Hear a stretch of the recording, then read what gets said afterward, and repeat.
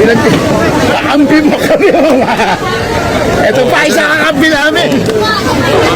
Akala ko, ma'am, nasa US kayo. Akala ko, Ma'am Lisa, one question lang. Ma'am, bakit nandito po kayo, ma'am?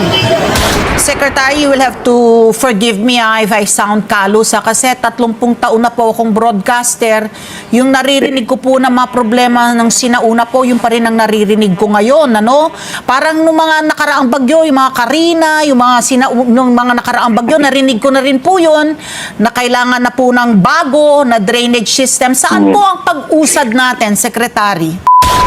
Oh, yan na naman. Nakasimangot ka na naman. Every time na lang na maispatan ka ng camera, lagi ka na lang nakasimangot, First Lady Lisa. Sa bagay, doon pa lang sa tanong nung taga-tribune, talagang mapapasimangot ka eh. Tanong ho niya, akala ko ba nasa Amerika kayo? Yung si Lisa, marinig niya lang yung mga katagang Amerika, kinikilabutan na yun. Lalo na ho mga kababayan. Base dito sa pinaka-latest na ilinabas na post ng Billionaire News Channel. Ito ho'y kahindik-hindik, ika nga. Matindi ho itong mga kababayan. Malupit ho itong article na ilinabas na to ng Billionaire News Channel. No? Ito ho, LA Police, initial report, Tantoko, took Coca-Cola, Mary Jane before hit. Nako, yari tayo dyan. O, yan ang multo na habang buhay, hahabulin ho kayo. Hindi ho, sinasabi ko sa inyo hindi bababa itong issue na to, mamaya't-mayain kayo nito. Tayo ba naglabas ng report na yan? Ayan ho mga kababayan, nasa gilid dito sa may screenshot nitong si Chito Puente. Billionario.com. Billionario.com ho yan mga kababayan. Hindi ho hindi ho yan gawa-gawa. Mamaya ho babasahin ho natin yung ilang bahagi ng post na yan ng Bilyonaryo. Pero bago ho yan mga kababayan, isang like at isang subscribe. Masaya na ho tayo dyan sa mga gusto sumali sa ating community. Yung join button, nandyan lang ho sa baba. At dito rin ho pala sa video na to, pag-uusapan ho natin itong naging interview nitong si Bunoan, ang tagapangasiwa ang ng DPWH, kung di tayo nagkakamali, no? Interview ho niya dito kay Ma'am Ali Soto. Naku, hanapan ho ito ng mga nawawalang flood control. Ngayon, kung isa ho kayo sa mga nabahaan, isa ho kayo sa mga apektadong lugar dito sa napakatinding pagbaha na to, baka matalakay ho yung flood control sa inyong lugar dito sa pag-uusapan na to ni Ma'am Ali Soto dyan sa ESPN sa Net25. Pero mamaya na ho yan mga kababayan. Umpisahan ho natin ang ating talakayan dito sa video na kung saan namataan itong si Lisa na namimigay ng relief goods. Hindi ho tayo sigurado kung ngayong araw ito o matagal na tong video na to, pero pakinggan lang ho natin yung tanong sa kanya ng mga reporter dito sa pamimigay niya na to ng relief goods kasama itong si Mel Robles, PCSO General Manager. Mamaya ho mga kababayan, makikita nyo, hahablutin niya itong si Mel Robles na para bang nanghablot lang ho siya ng batay. Siyempre, hindi naman ho makakapalag yan si Mel Robles yan kay Lisa Kokak, di ba? Mabatukan pa siya yan. Ito, panoorin ho natin mga kababayan. Oh, yan. Hello, mga tribune! Tawa pa lang nung Tribune, alam mo na Alam mo na nakargado Alam mo na talagang pinuhin niya tong si Kokak Hello, Ma'am Tribune. Anak na to. Pambira talaga tong mga taga-Tribune na to. Okay? Kami, nasunugan kami! Nasunugan kami! Hindi, huwag naman. Huwag na meron na kami na case ko. Kakampi mo kami, mama. Kakampi mo kami, ma'am. Ito pa, isa kakampi namin. Akala ko, ma'am, nasa US kayo. Akala ko nasa US kayo. Nakita nyo ho kung paano niya hinablot itong si Melquiades Robles. Itong si Mel Robles. Di ba? Parang hindi PCSO General Manager. Sa bagay, ano lang niya naman niya. Utusan niya lang naman yan.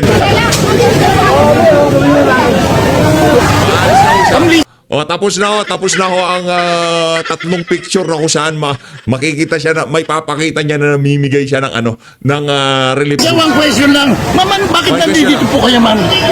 Video para online lang. Utos ng Pangulo, tumulong.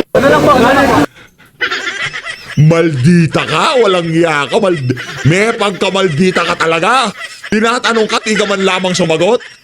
yan ang literal na istariray. Kung Siyendante, ito kasi Siyendante may natutunan akong salita sa kanya. Salita ng mga Becky, ha? Sabi kasi niya kahapon doon sa ganang mamamayan. Ito daw si Dilima, may pagka-istariray. O kung definition pala ng istariray, ito pinaka-istariray ang mga ano ngayon, mga nasa pamahalaan, ha? Mga nakadikit kay Marcos Jr. Si Lisa Araneta Marcos ang pinaka-istariray sa lahat ng istariray. Kinakausap lang naman ho kayo eh. Tinatanong kayo ng reporter na taga-Tribune, bakit daw ho kayo nandyan? Anong ginagawa nyo dyan? Ng Petrang Garapata, tuloy! Hello mga Tribune! Dito po kami nasunugan kami! Nasunugan kami! Hindi, huwag naman. Huwag na meron na kami na case ko. Kakampi mo kami mga. Ito pa isa kakampi namin. Akala ko naman nasa US kayo. Nakita nyo kung paano niya hilahin itong si Mer Robles. Ikaw mamigay dito, walang yaka dito ka. Di ba't ako pinapaabot-abot mo niyan? Alam mo naman ako yung pinaka-stariray dito. Nasa US kayo. Definition ng istariray, yung pa-artista ba? Pa-artista. Pabida-bida, yung gano'n. Istariray, oh. Sino may kasalanan yan? Si Senator Dante Marcoleta. Napasearch tayo kagad. Ano ba ibig sabihin ng istariray? Di natin alam. Buti pa siya alam niya. Kausen ha, napaghahalata kita. Ginagamit mo mga salita, malulupit. Istariray. Ma'am Lisa, one question lang. Ma'am, bakit nandito po kayo, ma'am? Kung di ka pa naman sa kalahating, di ba? Tatanungin mo, si Lisa, anong ginagawa niya dyan? Talagang magagalit yan. Eto, lipat ho tayo doon sa report ng Billionaire News Channel. Ayan o mga kababayan, maliwanag pa sa sikat ng araw. Ha? Hindi ho galing sa atin yan, galing hong bilyonaryo yan. Ang post na yan, ngayon, in-screenshot nitong si Joey DeViv every other day. O, yan. Galing ho sa kanya, hindi galing sa atin. Kumbaga, galing bilyonaryo, pinost niya, nakita natin, iko-content natin. Ganun lang naman ho yan mga kababayan. Eto na. Ito na nga. Ito mga kababayan. Ito, base dito sa pinaka-latest na report na ilinabas ng base sa pinaka-latest na post na ilinabas ng Bilyonaryo News Channel. Rustan Sir Paulo Tantoco took Coca-Cola and Mary Jane before his death, according to the preliminary police report by the Los Angeles Police, based on the official report obtained by Billionario.com, Paulo and his wife, Deputy Social Secretary Dina Arroyo, had been in the U.S. since early March to visit family. They checked into Beverly Hills Hilton Hotel on March 3, where according to Dina, the couple had been. Parang ano naman ito according pa sa kanya. Bilyonaryo, ayusin nyo nga to, parang may mali dito. Silang dalawa talaga? Di ko alam baka hindi ko lang maintindihan. Ayan o mga kababayan ang post ng video. Nako. Yan ang nga ba sinasabi natin. Ito naman mga kababayan, lipat ho tayo dito sa post nitong si Atty. Trixie Cruz Angeles. Kaugnay sa mga pambihira, di ba? Ibang klase ho talaga sila dyan sa Malacanang. Ha? Ibang klase ho sila dyan sa Malacanang. Pagka pala, sila, ang trip ho talaga nila dyan, yung mga mamahalin. Hindi ho sila basta-basta. Ibang klase ho sila mga kababayan. Ito ang base ho dito kay Alaskan King Crab Manila. Matindi, Alaskan King Crab. Talagang pang-alta ika nga. Hindi biro yung yung tipong pang-alta. Meron nung picture dito ang Malacanang, yung Office of the President Malacanang. Anak ng toko, yari tayo dyan. Office of the President, nag-order sila sa inyo. Ito, delivered at Malacanang Palace, Presidential Level Seafoods Experience. Fresh Premium Alaskan King Crab with complete platter. truly fit the royalty? Hindi royalty yan, President. Hindi hari yan, Brad. Lang niya talaga itong mga taga Alaskang King Crab Manila na to. Oo. Huwag kayong umorder dyan. Bahala kayo. May mas masarap hipon dyan. Ako nagsasabi sa inyo. Yung mga malalaking crab na yan, mas masarap pa ho yung mga malilit na alimasan. Yung mararaming taba, yung kulay orange. Yun, masarap yun. Pero yan, bili na lang ho kayo nung fake crab stick. Pwede na yun. Pero yan, anak ng toka, gagastusin mo magkano yan? 25 mil, 15 mil. Wag na lang. Bili ka ng hipon, magsinangag ka, yun na yun. Ito. Deliver with pride to the office of the president. Si Marcos Jr. sigurong bumaklas dito sa King Crab na to. Thank you for trusting Alaskang King Crab Manila. Now accepting orders for VIPs, reseller, seafood lovers nationwide. Wag na ho kayong umorder. Ibang klase o mga kababayan, habang sandamuka lang nagugutom sa sambayan ng Pilipino, ang pagkain, di ba panahon ni Tatay Digong, ano sinasabi ng mga nakasalamuhan, nakadaupang palad, nakasalo sa lamesa nitong si dating Pangulong Rodrigo Duterte. Yang si Digong, pag nagpakain yan, para kayong nasa karinderya pag nasa Malacanang kayo. Walang buffet dyan. Merong sabaw, merong gulay, at merong isang ulam. Ganon daw sila. Diba? Pero ito, ibang klase, siyempre, diba? Diniliver ng Alaskang King Crab Manila kaya sa sa Office of the President. Ibang matitindi nilalantakan nila dyan. Nakaba sigurong, diba, kakain sila ng Alaskang King Crab. Tapos, susundutan nila ng pulburon. Magdidisek sila ng pulburon. Habang sambayan ng Pilipino ay nagugutom, ngayong mga panahon na to, lubog sa baha ang maraming bahagi ng Maynila, NCR, ang Malacanang ho, pagka natripan nilang bumanat ng Alaskang King Crab, ganun na lang. Kanino kaya perang pinambili na dito, no? Nakaka-curious lang. Ganito ho ba nila waldasin ang pera ng sambayan ng Pilipino? Pero dito sa balikan ko lang to, ayusin nyo to. Ayusin nyo tong post nyo na to, bilyonaryo. Kayo dyan sa bilyonaryo, ayusin nyo to. Di ko nabasa ang buo to, ngayon ko lang binasa. Ayun na nga mga kababayan, lipat na ho tayo sa ating paksa dito sa video na to. Yarin lamang napag-usapan na po yung mga flood controls. Eto na nga mga kababayan. Ilagay ko dito si Pawi. Yan. Diyan, ilagay lang natin dyan si Pawi. Habang pinapanood natin ang interview nitong si Ma'am Ali Soto dito kay Manuel Bunoan. At yung mga kababayan natin na apektuhan ng baha ngayong mga panahon na to, ilatag nyo na ho yung mga katanungan dyan sa comment section. Kaugnay sa 5,500 flood control na ibinida nitong si Marcos Jr. nung kanyang huling sona. Ngayon magsosona na siya. Sabi siguro ng tadhana sa kanya. Walang niya ka, magsisinungaling ka na naman sa flood control, ha. Magsisinungaling ka na naman, ha. Sasampalin kita ng katotohanan. Walang flood control. 1 billion per day. 1 billion per day. Pilipinas, makinig kayo. 1 billion per day flood control ang ginagastos galing sa pera ng sambayan ng Pilipino. 1 billion per day. Magkano ang ilinagay ho nila dyan sa flood control na yan? Ito. Dito sa 2025 allocation, budget allocation 2025 flood control project, 303 billion pesos. Ganyan ho. Katindi. Ganyan ho kalalaki ang pondong ilinagak nila o ilinagay nilang pondo dyan sa mga flood control na yan. Mapahanggang sa ngayong mga panahon na to, ni kakarampot na epekto ng flood control hindi namin maramdaman. Alam ko na sasagot ni Marcos Jr. Alam ko na. Hindi ko na kailangan marinig yung kanyang mga interview. Dalawang bagay lang yan. Climate change o di naman ho kaya na-overwhelm. O wag na tayo magpagawa ng flood control kung ma-overwhelm din pala. Anak ng tokwa. Yan nga ang trabaho ng flood control. Di ba?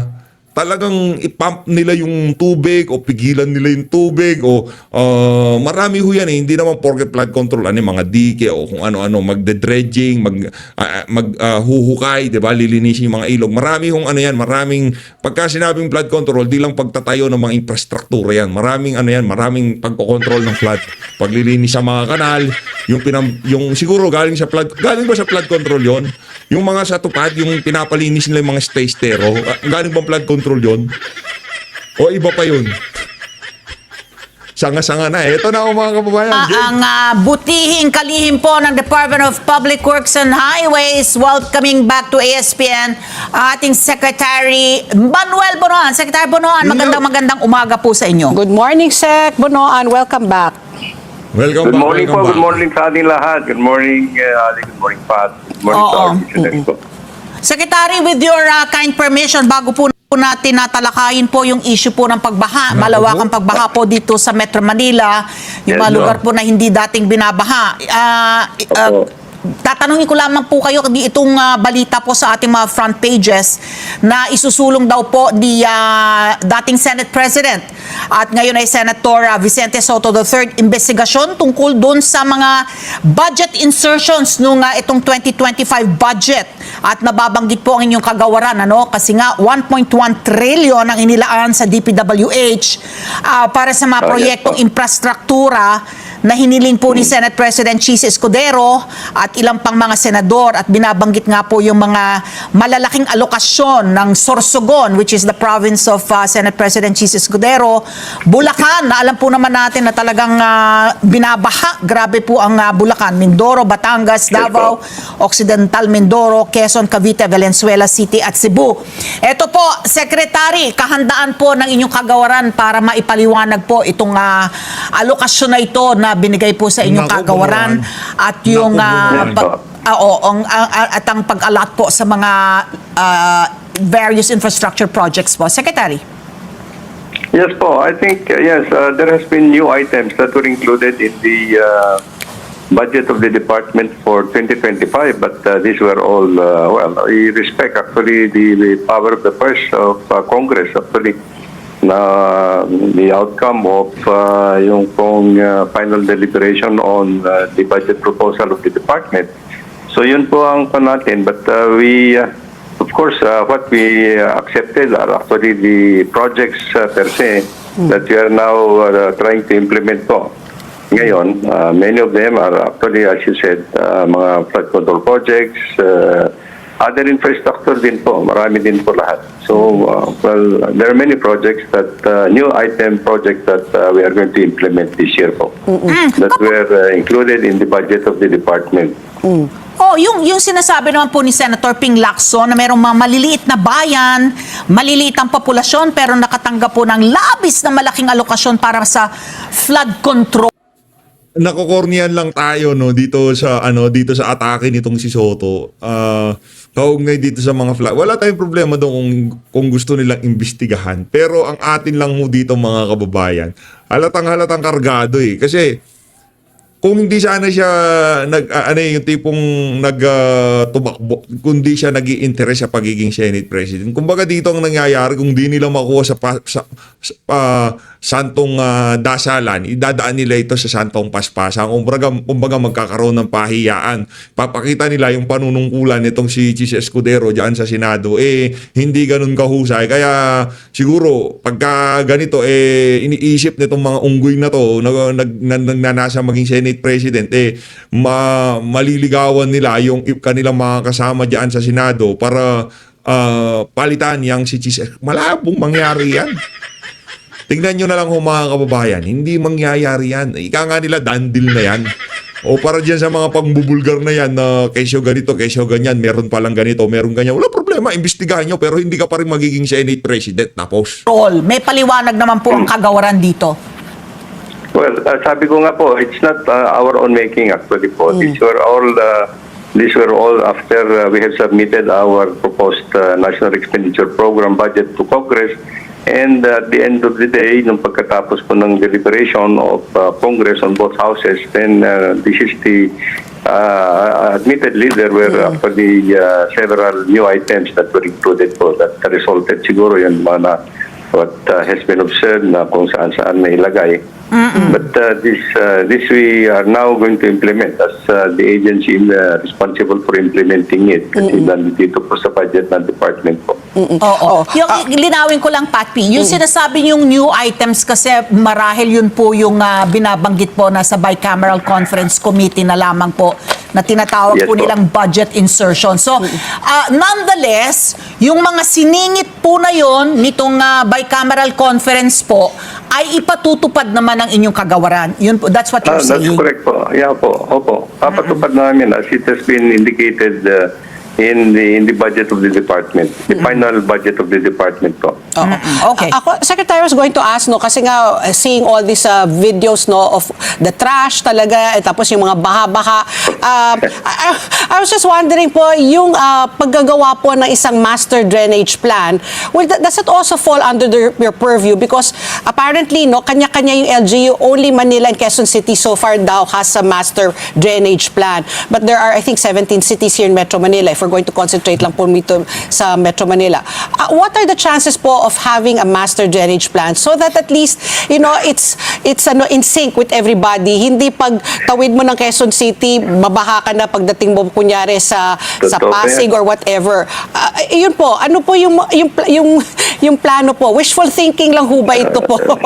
50 No, I think it's yes. just about time really. Actually, there has to be a real to goodness master plan for yung drainage, especially in drainage master plan for Metro Manila. Kasi ever since po, I don't think there has been any major improvement on the drainage system Yes. for Metro Manila, which is actually more than 50 years old na po yata. Oo.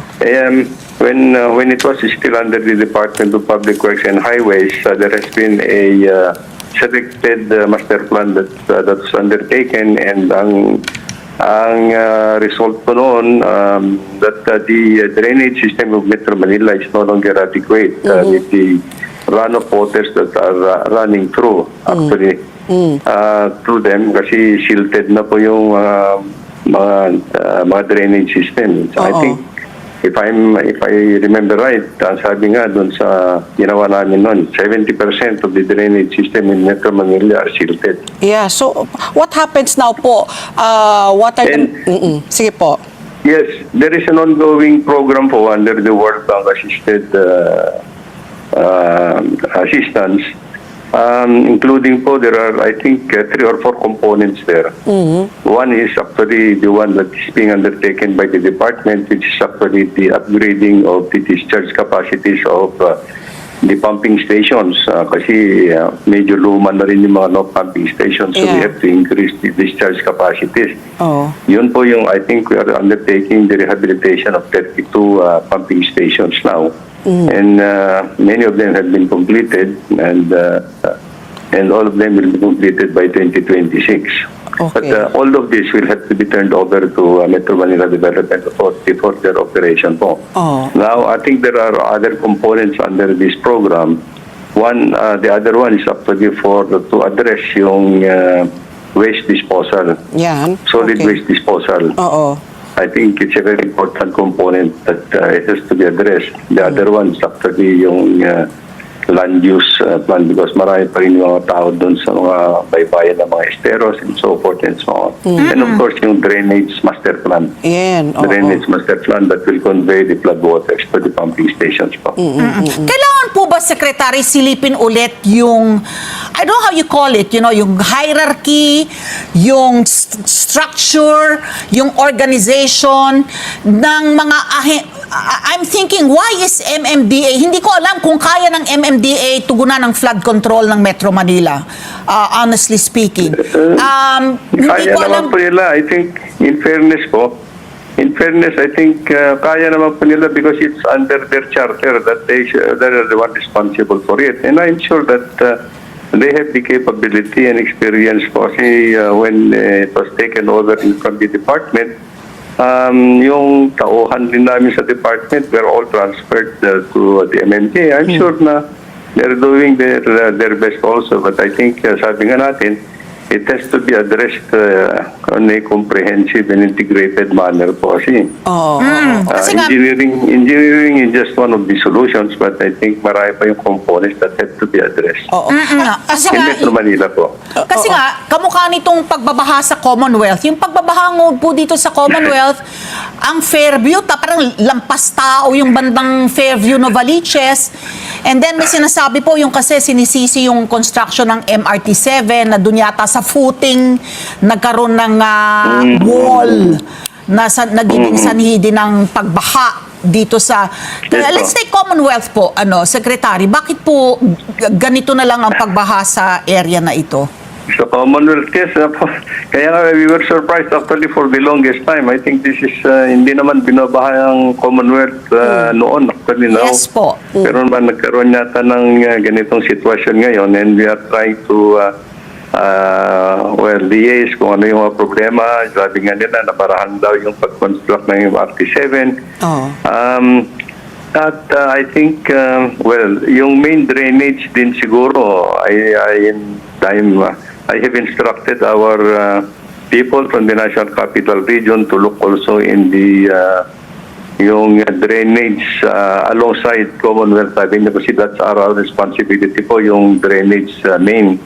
Baka po nabarahan din, but they have assured me na nadidiklag daw naman yung yung water line ay yung drainage lines namin sa along Commonwealth Avenue. So we will just have to coordinate with all concerned actually siguro whatever we can help para makita natin kung anong problema. In fact, the good mayor has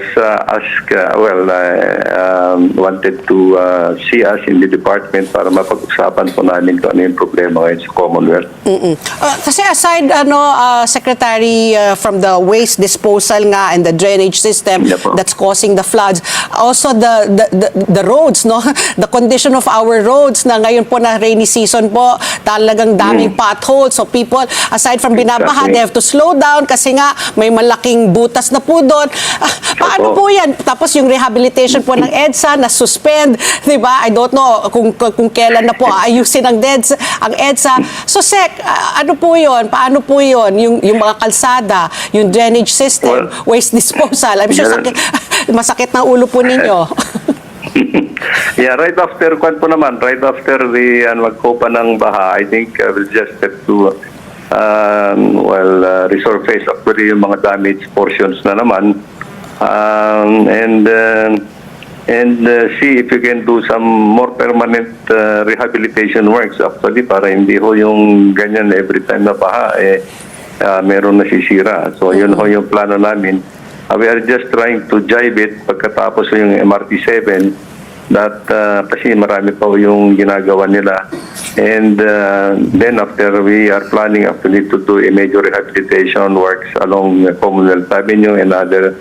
Walang humpay na rehabilitation work, walang humpay na declogging, walang humpay. Anak ng tokwa, 3 taon na ho kayo, 3 taon na. Ano na ba nangyari? Panahon ni Tatay Digong, di naman ganyan kalala ang bahay. Ngayon, ang pinagmumukha nila normal na lang yan. Pero panahon ni Tatay Digong, hindi ganyan kalala. Yung mga major thoroughfares po sa Metro Manila, na national roads po, na national roads under the responsibility of the department. EDSA is we will still continue to rehabilitate EDSA.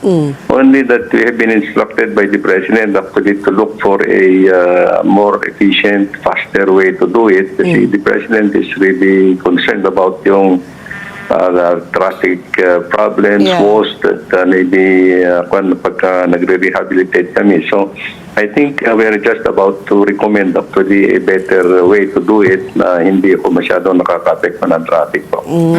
Okay. Secretary, you will have to forgive me if I sound kalus kasi 30 taon na po akong broadcaster.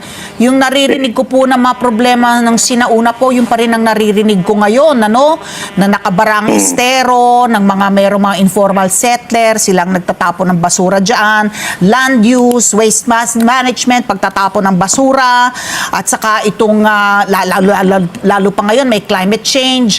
Yan pong sinasabi po ninyo na 70% po ng mga drainage system natin already silted. Ibig sabihin may mapaputik na, makitid na yung daluyan. Parang nung mga nakaraang bagyo, yung mga Karina, yung mga nakaraang bagyo, narinig ko na rin po yun na kailangan na po ng bago na drainage system. Saan po ang pag-usad natin, Secretary? Itong si Ma'am Ali, malupit din to. Sa totoo lang, pinapanood ko to noong pa sa DCWB. Oo, kasama niya itong si Mike Enriquez noon. Pinapanood natin. Mahusay din yan. Nakita niyo na kung paano niya binalawag ko si Manuel Bunuan. Paulit. Madam, ako nang sasagot. Baka hindi alam. Hindi alam nito si Manuel Bunuan na kanya sasagot. Ako nang sasagot. Yun ho kasi ang mga pinakamadaling mga dahilan para mapalusutan yung issue ng baha na yan. With all due respect po. Ito na nga po yung sinasabi ng ating presidente that it has to be fully holistic approach in doing everything. Yun, holistic approach. Napadala nga ng administrasyon na to itong si dating Pangulo Rodrigo Duterte. Hindi ba? Holistic approach yun. Holistic approach. Pagdating sa baha, punta sa Amerika. Washington, D.C. Pero kay Tatay Digong, mabilis pa sa alas 4, merong jet dyan. Kagago. To address yung traffic. Yung Magpapapulburong test ka, pulburong test. Anong traffic, hindi traffic pinag-uusapan natin dito? Mali-mali ka na. Langya kang bunuan ka. flooding problems and side by side. We can do the technical solutions for it, pero yung other components should be also mga local government units and other concerned offices siguro dapat participate in the holistic approach po. Yan. Holistic approach pa mo. Dapat coordinated po lahat. Dapat, but again, it may take some time. I'm not saying that we might be able to accomplish everything now within this administration of the president, but I think the president is very concerned about what's happening and his Concern.